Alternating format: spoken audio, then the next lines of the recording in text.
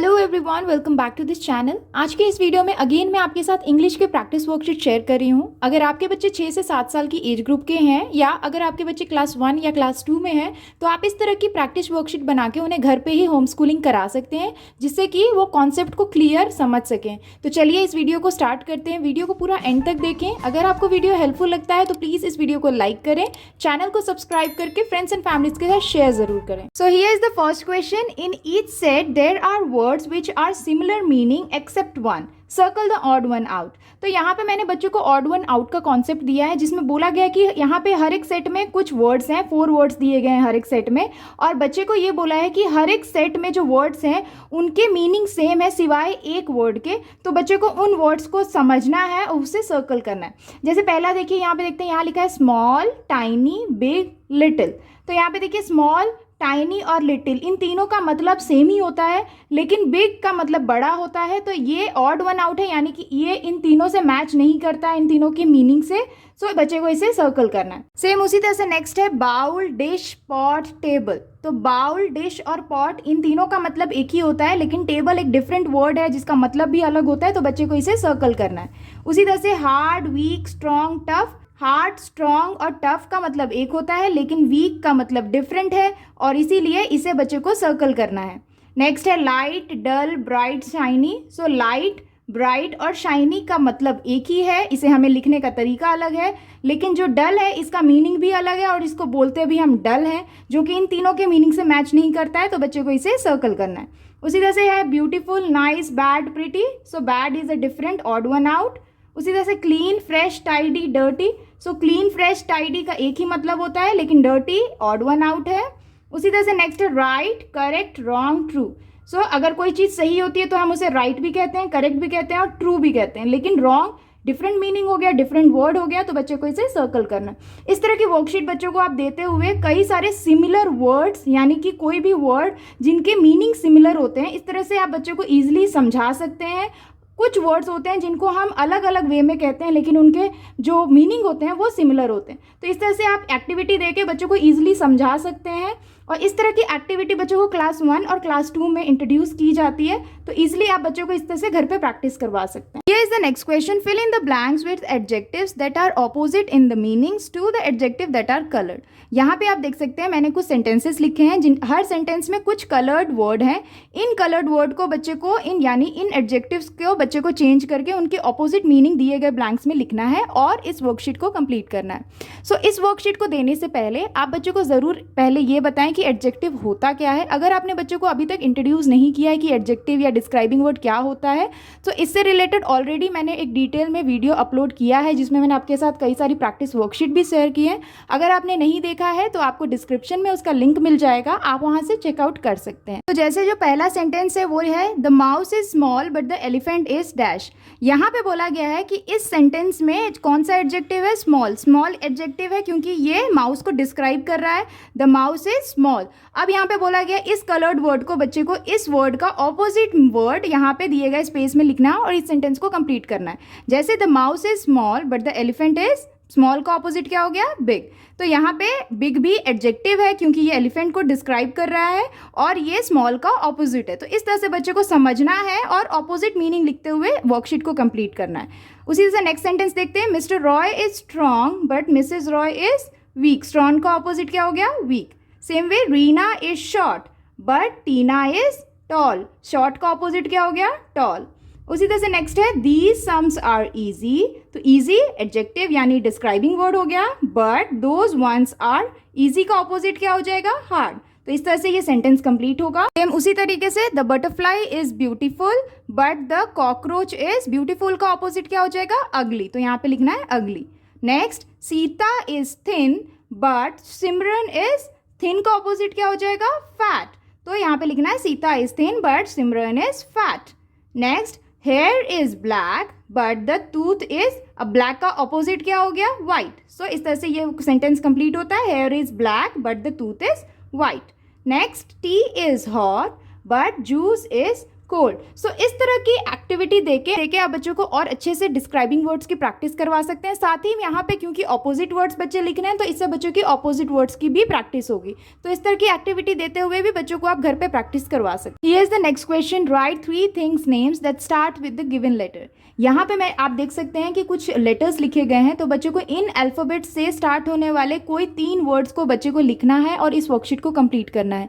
इस तरह की एक्टिविटी मैंने आपके साथ पहले भी शेयर की है, तो ये एक्टिविटी काफ़ी अच्छी है। अगर बच्चों की आप वोकैबुलरी को इंप्रूव करना चाहते हैं तो इस तरह की एक्टिविटी बच्चों को आप ज़रूर इंट्रोड्यूस करें। यहाँ पे मैंने ए से एच तक के ही लेटर्स लिए हैं। आप चाहें तो बच्चों को कम लेटर्स से ही स्टार्ट कर सकते हैं, चाहे तो 2 या 3 से स्टार्ट करें। अगर बच्चों को आप इनिशियली स्टार्ट कर रहे हैं तो यहाँ पे करना क्या है, बच्चों को जैसे कि आप कोई भी लेटर दे दें और उससे रिलेटेड 3 वर्ड लिखने के लिए बोलें। जैसे ए है तो ए से स्टार्ट होने वाले बच्चे को 3 वर्ड्स लिखना है, जैसे ए ऑल, अल्फाबेट, अबैकस। उसी तरह से बी बॉल, ब्रिक, बैट।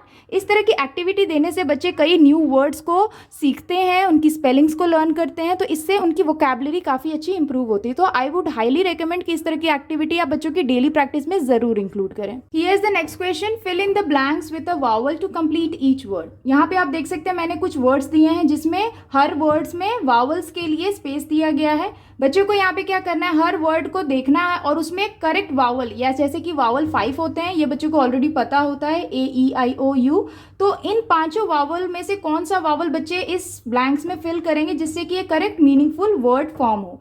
जैसे देखिए यहाँ पे एस टी स्पेस आर, तो यहाँ पे बच्चे ने लिखा है ए, तो एस टी ए आर बनता है स्टार। उसी तरह से देखिए यहाँ पे H space R S space, तो यहाँ पे हो जाएगा H O R S C horse. उसी तरह से R A double B I T rabbit, B A double L ball. इसी तरह से आप बच्चों को भी कई सारे वर्ड्स दे सकते हैं। आप बच्चों को इसमें 3 वर्ड्स, 4 लेटर वर्ड्स, इस तरह के भी वर्ड्स दे सकते हैं और ये इस तरह की एक्टिविटी बच्चों को करने के लिए दे सकते हैं। ये भी काफ़ी अच्छी प्रैक्टिस वर्कशीट है जिसमें बच्चों को वावल्स को फिल करके वर्ड को कंप्लीट करना है। तो इस तरह से भी बच्चों को आप घर पे प्रैक्टिस करवा सकते हैं। Here is the next question, write 8 short digraph words and make a sentence using any 4 short digraph words। तो यहाँ पे देखिए बोला गया है कि बच्चे को यहाँ पे short digraph से रिलेटेड कोई 8 वर्ड्स लिखने हैं।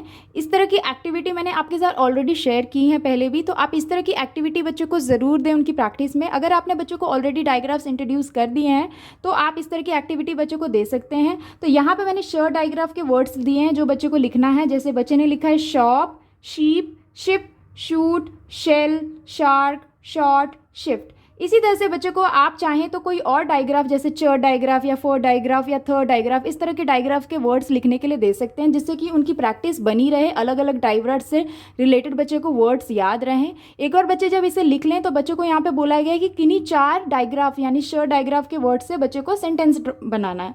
तो जैसे पहला बच्चे ने शेल को यूज़ करते हुए लिखा है आई फाउंड अ शेल। उसी तरह से बच्चे ने शीप यानी शीप वर्ड को यूज़ किया है, जैसे sheep gives us wool. Next है I will go to a shop. उसी तरह से नेक्स्ट है I will take a ride on a ship. तो इस तरह से बच्चे को आप कई सारे वर्ड्स दे सकते हैं लिखने के लिए और उससे रिलेटेड सेंटेंस बनाने के। इससे क्या होता है, बच्चों की शर्ट डायग्राफ या कोई अदर डायग्राफ से जो रिलेटेड प्रैक्टिस है वो बनी रहती है, साथ ही बच्चे सेंटेंस भी फॉर्म करना सीखते हैं। तो इस तरह से भी बच्चों को आप प्रैक्टिस के लिए इस तरह की एक्टिविटी दे सकते हैं। Here is the next question, fill in the blanks and write the compound words. यहाँ पे कुछ बॉक्सेस में कुछ वर्ड्स दिए गए हैं, सेम उसी तरह से यहाँ पे भी कुछ वर्ड्स दिए गए हैं और यहाँ पे ब्लैंक्स दिया गया है। बच्चों को इन वर्ड्स के साथ दिए गए वर्ड्स को कौन सा वर्ड किस वर्ड्स के साथ जाएगा जिससे कि एक करेक्ट कंपाउंड वर्ड बनेगा, बच्चे को यहाँ दिए गए जगह पे लिखना है। जैसे यहाँ पे है स्टार, तो स्टार के साथ हम क्या ऐड करेंगे, तो स्टार के साथ यूज करते हैं फिश, तो बन जाएगा स्टार फिश। तो बच्चे को यहाँ पे स्टार फिश यानी स्टार फिश एक कंपाउंड वर्ड हो गया, तो बच्चे को यहाँ पे लिखना है। सेम उसी से कप, कप के साथ अगर हम केक को ज्वाइन करेंगे तो बन जाएगा कप केक, जो कि एक कंपाउंड वर्ड है, बच्चे को यहाँ लिखना है।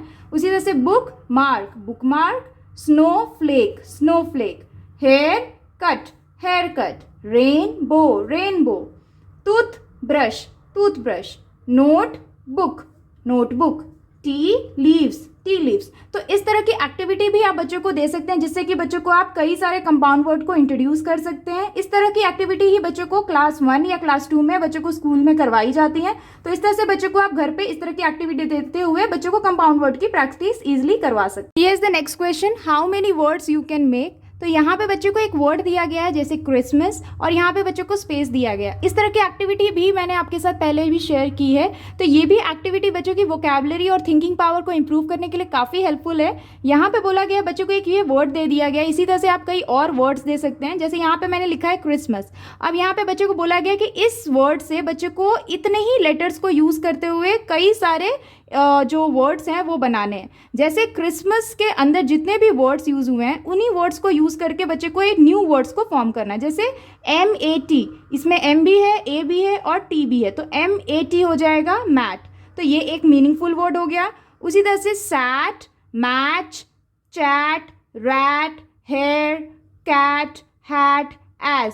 तो इस तरह के इसी क्रिसमस के वर्ड से बच्चे ने इतने सारे वर्ड्स को फाइंड किया है। तो ये काफ़ी अच्छी एक्टिविटी अगर आप बच्चों की उनकी थिंकिंग पावर को इम्प्रूव करना चाहते हैं और उनकी वोकैबुलरी को अच्छी करनी चाहते हैं तो आप इस तरह की एक्टिविटी बच्चों को ज़रूर इंट्रोड्यूस करें। ये काफ़ी fun activity. Here is the next question. Write the words in the correct column. यहाँ पे कुछ वर्ड्स दिए गए हैं बॉक्सेस में और यहाँ पे बच्चों को सिंगुलर का एक कॉलम ड्रॉ किया गया है, प्लूरल का एक कॉलम ड्रॉ किया गया है। बच्चे को इन सारे वर्ड्स को देखना है और जो भी वर्ड सिंगुलर है उसे बच्चे को सिंगुलर के कॉलम में लिखना है, और उसी तरह से जो भी वर्ड्स इन दिए गए वर्ड्स में प्लूरल फॉर्म में है उसे बच्चे को प्लूरल वाले कॉलम में लिखना है। जैसे यहाँ पे देखिए मून है, तो मून क्या है, सिंगुलर वर्ड है, तो इसे बच्चे को सिंगुलर कॉलम में लिखना है। सेम वे डोंकीज है, यहाँ पे एक से ज़्यादा डोंकी की बात हो रही है तो ये प्लूरल फॉर्म हो गया, तो बच्चे को इसे प्लूरल फॉर्म में लिखना है। कंट्री सिंगुलर है, क्राई अगेन सिंगुलर वर्ड है, ग्लासेस एक से ज़्यादा ग्लास की बात होती है तो हम बोलते हैं ग्लासेस, तो ये हो जाएगा प्लूरल फॉर्म, तो इसे बच्चे को प्लूरल कॉलम में लिखना है। सेम वे चीक्स अगेन ये प्लूरल फॉर्म है, बॉल सिंगुलर है, पिलोज प्लूरल है, लीफ सिंगुलर है और फ्लाइज अगेन प्लूरल है। तो इस तरह की एक्टिविटी से अगर आप बच्चे को सिंगुलर और प्लूरल की प्रैक्टिस करवाना चाहते हैं तो इस तरह की एक्टिविटी दे सकते हैं। Here is the next question, right the names of each. यहाँ पे मैंने कुछ फ्रूट्स के पिक्चर्स ड्रॉ कर दिए हैं। बच्चे को इन सारे फ्रूट्स की स्पेलिंग लिखनी है और इस वर्कशीट को कंप्लीट करना है। जैसे दिस इज अ पोमोग्रेनेट, यहाँ पे है coconut, this is an custard apple, this is strawberry, this is cherry and this is musk melon. So इस तरह से बच्चे को आप इजीली फ्रूट्स के नेम लर्न करवा सकते हैं, साथ ही उनकी स्पेलिंग्स को भी लर्न करवा सकते हैं। यहाँ पे मैंने जिस तरह से फ्रूट के पिक्चर्स ड्रॉ करके दिए हैं, आप चाहें तो इसी तरह से वेजिटेबल्स की भी एक्टिविटी दे सकते हैं। आप पिक्चर्स ड्रॉ करके दे सकते हैं और बच्चे को उनके जो स्पेलिंग्स हैं लिखने के लिए दे सकते हैं। इससे क्या होता है, बच्चे नेम को भी लर्न करते हैं, पर्टिकुलर पिक्चर कौन से पिक्चर है, और साथ ही उनकी स्पेलिंग्स को भी लर्न करते हैं। तो इस तरह की एक्टिविटी भी आप बच्चों की प्रैक्टिस में दे सकते हैं। That's all for today's videos friends. I hope कि आपके बच्चों के लिए सारी इंग्लिश की प्रैक्टिस वर्कशीट काफ़ी हेल्पफुल रही होगी। अगर आपको ये वीडियो हेल्पफुल लगा हो तो प्लीज़ अपना वैल्यूएबल फीडबैक मेरे साथ ज़रूर शेयर करें कमेंट सेक्शन में। वीडियो अगर आपको हेल्पफुल लगे तो प्लीज़ इस वीडियो को लाइक करें। चैनल पे अगर आप नए हैं तो सब्सक्राइब करना ना भूलें। मैं आपसे मिलती हूँ अपनी अगली नई वर्कशीट के साथ। तब तक के लिए take care and bye bye.